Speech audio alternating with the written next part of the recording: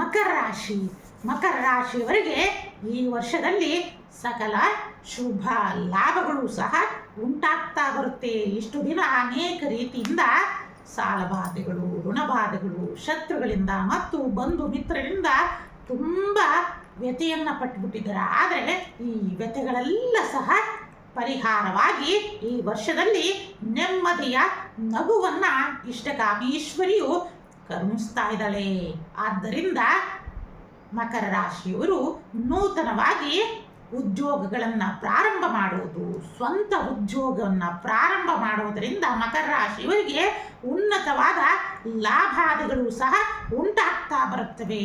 ಅಂತಹ ಗ್ರಹಗತಿಗಳೂ ಸಹ ಸೂಕ್ತವಾಗಿ ಏರ್ಪಟ್ಟಿರುವುದರಿಂದ ಮಕರ ರಾಶಿಯ ಯುವತಿಯರಲ್ಲಿ ಸ್ವಂತ ಉದ್ಯೋಗವನ್ನು ಪ್ರಾರಂಭ ಮಾಡಿ ನಿಮ್ಮ ಆರ್ಥಿಕತೆಯ ಬೆಳವಣಿಗೆಯ ಜೊತೆಯಲ್ಲಿ ದೇಶದ ಅಭಿವೃದ್ಧಿಗೂ ಸಹ ಈ ವರ್ಷ ನೀವು ಸಹ ಪಾತ್ರರಾಗುವುದರ ಜೊತೆಯಲ್ಲಿ ಆದಷ್ಟು ಸಹ ವರ್ಷದ ಮಧ್ಯಭಾಗ ಮತ್ತು ಕೊನೆಯ ಭಾಗದಲ್ಲಿ ಆರೋಗ್ಯದಲ್ಲಿ ಎಚ್ಚರಿಕೆಯನ್ನು ವಹಿಸುವುದು ಮತ್ತು ವಿಶೇಷವಾಗಿ ಭೂ ಲಾಭಗಳು, ಗೃಹ ಲಾಭಗಳು ಸಹ ಈ ವರ್ಷ ನಿಮಗೆ ಪ್ರಾಪ್ತಿ ಆಗ್ತಾ ಇದೆ ಅನ್ನೋದನ್ನು ಸಹ ತಿಳಿಸ್ತಾ ಇದ್ದೀವಿ. ವಿಶೇಷವಾಗಿ ವಾಹನ ಲಾಭಗಳು ಮತ್ತು ಪ್ರವಾಸ ಕ್ಷೇತ್ರಗಳ ದರ್ಶನ ಮತ್ತು ತೀರ್ಥಕ್ಷೇತ್ರಗಳ ದರ್ಶನದಿಂದ ವಿಶೇಷ ಪುಣ್ಯ ಪ್ರಾಪ್ತಿಯು ಸಹ ಉಂಟಾಗ್ತಾ ಬರುತ್ತೆ ಈ ಮಕರ ರಾಶಿಯವರಿಗೆ. ಒಟ್ಟಿನಲ್ಲಿ ಈ ಮಕರ ರಾಶಿಯವರಿಗೆ ಬಯಸಿದ್ದೆಲ್ಲ ಸಿಗ್ತಾ ಹೋಗುತ್ತೆ ಅನ್ನೋದನ್ನು ಸಹ ತಿಳಿಸುತ್ತಾ ಗುರು ವಾಕ್ಯದಂತೆ ನಡೆದು ಇಷ್ಟಕಾಮೀಶ್ವರಿಗೆ